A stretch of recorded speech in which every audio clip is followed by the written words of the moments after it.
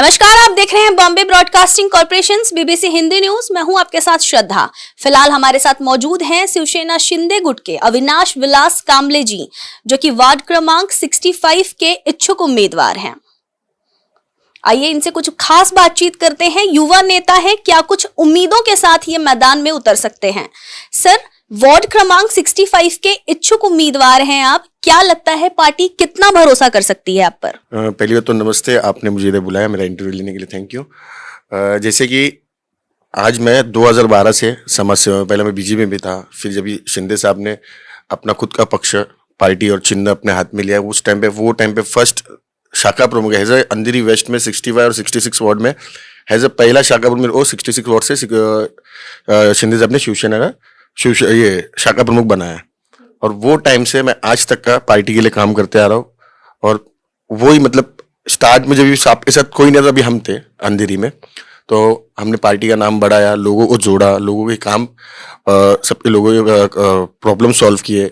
जो स्कीम, जो योजना आई महिलाओं के लिए, पुरुष के लिए, लाड़की बहन योजना आप बोल सकते हो, सब हमको जैसा साहब ने बोला वो हमने पूरे एरिया में मैंने बोल के मैंने मेरे वार्ड से 1-1.5-2 हजार लेडीज लोग को मैंने लाड़की बहन योजना का ये फायदा करा के दिया होगा। तो साहब को तो ये ना, हमारे पार्टी में ऐसा नहीं चलता है कि किसका वसीला लगा के आप आओगे। हमारे पार्टी में ऐसा चलता है, आपने अगर काम किया तो आपको उम्मीदवारी मिलना लाजमी है। काफी युवा नेता हैं आप, आपको देख के लोगों को इंस्पिरेशन होगी। आपके करियर की शुरुआत आपने कैसे की और पार्टी से कैसे जुड़े, लोगों की सेवा करने के बारे में कैसे आपके मन में आया? देखिए, मेरे घर से कोई तो पॉलिटिकल में है नहीं फील्ड में, मैं पहला इंसान हूँ जो पॉलिटिकल मेरे फैमिली में। तो मैं जब 2012 में मैं भवंस कॉलेज में साइंस स्टूडेंट था, मैं स्टडी करने का। तो फिर मेरे मन में ऐसा है कि चलो मैं नवरात्रि उत्सव चालू करता हूँ। तो 2012 में फर्स्ट टाइम मैंने नवरात्रि उत्सव चालू किया। फिर वो करते करते लोग जब भी लोग आने के ना, तो उनको देख के मुझे बहुत खुशी होनी कि हाँ, लोग आके मतलब मेरे थ्रू कोई तो आके इतना एंजॉय करे। आप जान सकते हो, आप एक खुद महिलाओं को कितना काम होता है, घर का काम, बाहर का काम, लेकिन वो जो नवरात्रि के टाइम पे जो 9 दिन वो आते हैं ना 2 घंटे के लिए, तो बहुत खुशी चले जाते हैं, डांस करते चले जाते। तो वो देख के फिर ऐसे ही स्टार्ट होते थे। 2012 से स्टार्ट हुआ, तभी मैं गठ प्रमुख था और कॉलेज यूनिट में मैं जीएस था भवंस कॉलेज में। फिर वो करते फिर उसके बाद मैंने बीजेपी में ज्वाइन किया। बीजेपी में मैं जिला कार्यकारिणी सदस्य बना युवा का। फिर 6 महीने बाद मेरा प्रमोशन हो गया, जिला उपाध्यक्ष बनाया। फिर थोड़ा मेरा बिजनेस और मेरे थोड़े इसमें था, बल्कि मैं ध्यान नहीं दे पा रहा था, तो पोस्ट को फिर वो जहाँ पे मैं उसको पानी नहीं दे सकता, तो मैं इसके लिए थोड़े दिन के लिए ब्रेक ले लिया। फिर जब साहब इधर आई अपने ये पार्टी में, तो फिर मैंने साहब को ज्वाइन करके शाखा प्रमुख पद मैंने 2000 जब स्टार्ट हुई तभी मैंने ये शाखा प्रमुख पद लिया। राजनीति में आने के बाद कई बार हमें ऐसे देखने मिलता है, एक जो नेता होता है, एक जो कार्यकर्ता होता है, वो काफी कंफ्यूजन में रहते हैं कि उन्हें मुस्लिम साइड जाना है, हिंदू साइड जाना है, काफी सारी।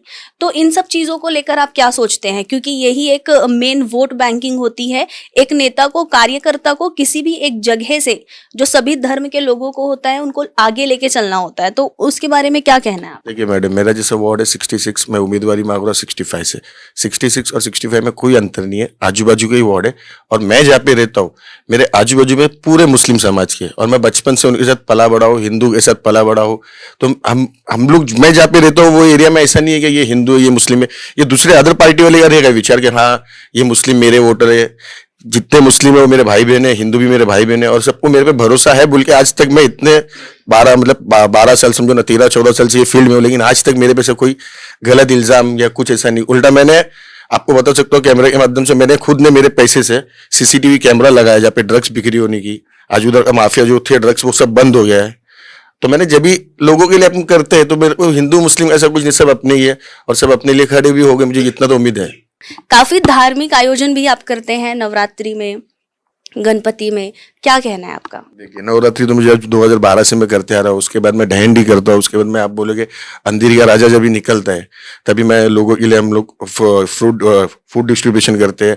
फिर जैसे अभी ईद मिलाद होगी, तो ईद मिलाद का स्टेज लगता है अंधेरी स्टेशन पे। फिर उसके बाद में अगर छठी होती है, आज जैसा छठी है, ख्वाजा जी की छठी है, तो आज जैसे मेरे दोस्तों ने किसने बोला कि मुझे ये देना है, वो देना, थोड़ा कॉन्ट्रीब्यूशन, तो हम लोग सब मिलके करते हैं सर। बहुत बढ़िया। नशा मुक्ति को लेकर काफी कैंपेन चलाया है आपने। आपको क्या लगता है देश का युवा कैसा होना चाहिए? क्या आपकी तरह या तो वो राजनीति में रुचि रखे? बहुत सारे डिफरेंट काइंड ऑफ फील्ड्स होते हैं। क्या लगता है, क्या सोच के आपने ये नशा मुक्ति कैंपेन वगैरह क्या सोच के चलाया है? देखिए मैडम, मैं लोगों को ये तो नहीं बोल सकता आपको क्या करना चाहिए, ये मेरा फील्ड था, ये मेरी इच्छा थी कि मुझे ये करना था बोल के मैं ये इस चीज में आया।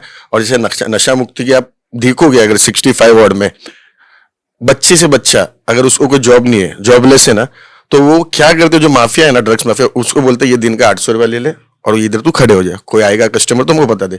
तो वो देखते देखते मैं इतने सालों से जब मैं जाता हूँ घर पे आता हूँ तो मैं देखते तो बहुत बुरा लगने का, क्योंकि वो जब भी नशे करके जो चलते हैं ना, तो उनको ना लेडीज दिखती है, ना जेंट्स दिखता है, ना बच्चा दिखता है, ना कुछ दिखता है। तो वो सोच के मैंने वो स्टेप उठाया था।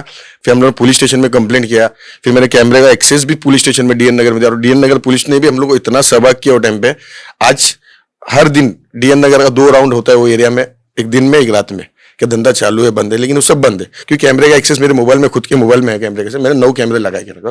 तो अभी ड्रग्स उधर बंद है थोड़ा। तो अभी आप इच्छुक उम्मीदवार हैं, सदस्यों की लिस्ट तो अभी तक आई नहीं है, क्या कहना है कि अगर पार्टी आप पर भरोसा जताती है, अगर आप जीत कर आते हैं तो लोगों के बारे में कितना कुछ सोच सकते हैं, विकास के बारे में? देखिए, अभी तो मैं एक शाखा प्रमुख हूँ, अगर मैं जीतता हूँ, आप भी प्रे करना मैं जीत जाऊँ बोल के, अगर मैं जीतता हूँ तो पहली बात इंटरव्यू देने में आपके इधर ही आऊंगा।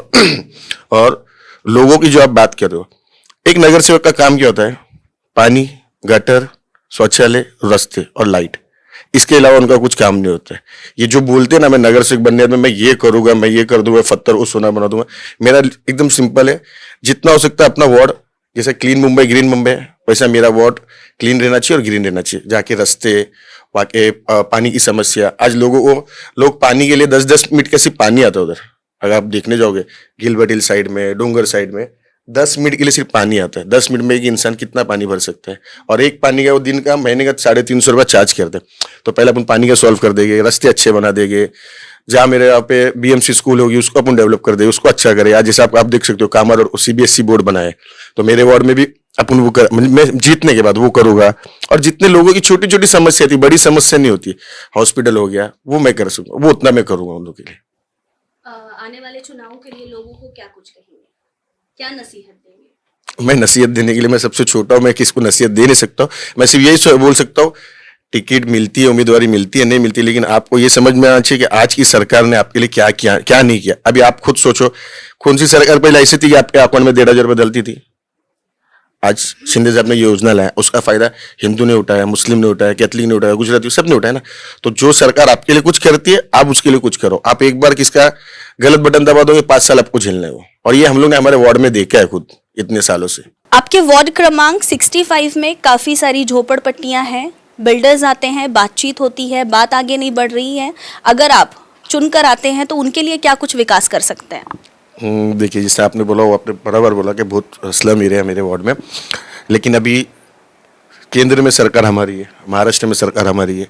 आने वाले में लोगों को यही बोलना चाहता हूँ, जैसा भी इसके पहले भी मैंने आपको बोला था कि गलत बटन दबाने से गलत आप पे ये होगा। अगर आपने हमको चुन के देते हो, ये बीएमसी में हमारा महापौर बैठता है, या मैं अगर खुद मेरे वार्ड से अगर मैं जीतता हूँ, अगर मेरे को आप टिकट देते हो और मैं जीतता हूँ, तो मैं पहली बात तो जो हमारे स्थानीय आमदार है, स्थानीय खासदार है, उनसे मिल के जितने जो पात्र है, रियल में जो पात्र है, उनको पात्रता करा के देंगे हम। और जितनी जल्दी से हो सकते, 5 साल में तो इतना बड़ा डेवलपमेंट नहीं हो सकता है, कम से कम टाइम, मतलब जितना टाइम लगेगा उतना अपने वार्ड में जितने भी स्लम है उसको डेवलप करके अच्छे से अच्छा। और वहाँ पे वो जो माफिया भाई होते हैं ना, जो क्या मेरे 5 घर है, मेरे 10 घर है, वो गरीबों का घर खाना, वो सब नहीं होगा। मैं होगा तो मैं अगर जीतूंगा तो मैं जो गरीब का जो हक है वो हम दिलाएंगे मिल के। महायुति की सरकार उधर बहुत अच्छे से डेवलप करी, ये मेरा विश्वास है, ये मैं आपको बोल सकता हूँ। और एक अहम सवाल है मेरा आपसे, आपके ही वार्ड में 65 में काफ़ी सारे हॉकर्स देखे जाते हैं, रोड साइड गाड़ियां देखी जाती हैं, जो अपना जीवन यापन करने के लिए इल्लीगल धंधे वहां पे लगाए जाते हैं। उसके बारे में क्या कुछ कहना है आपका? उस बारे में कितना कुछ विकास आप सोच सकते हैं बाद में?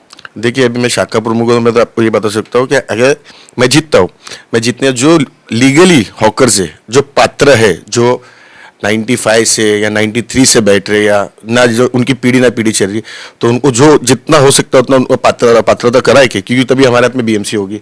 मैं खुद एक नगर सेवक होगा तो मेरे में उतना तो थोड़ा तो पावर होगा क्या उतना करने के लिए, तो वो उनको मैं जितने हो सकते उनको पात्र करा के उनका जो हक है वो अपन दिला देंगे। तो देखा आपने क्या कुछ कहना है अविनाश विलास कामले जी का, जो कि 65 के इच्छुक उम्मीदवार हैं। आपको बता दें कि महाराष्ट्र में 29 महानगर पालिकाओं के चुनाव की घोषणा हो चुकी है। 15 जनवरी को चुनाव डाले जाएंगे, मतदान होगा और 16 जनवरी को इसके परिणाम आएंगे। तो देखना काफी दिलचस्प होगा कि 65 क्रमांक में किसकी उम्मीदवारी आ सकती है, कौन चुनकर आ सकता है, कितना विकास हो सकता है। देखते रहिए Bombay broadcasting corporation BBC Hindi news. धन्यवाद।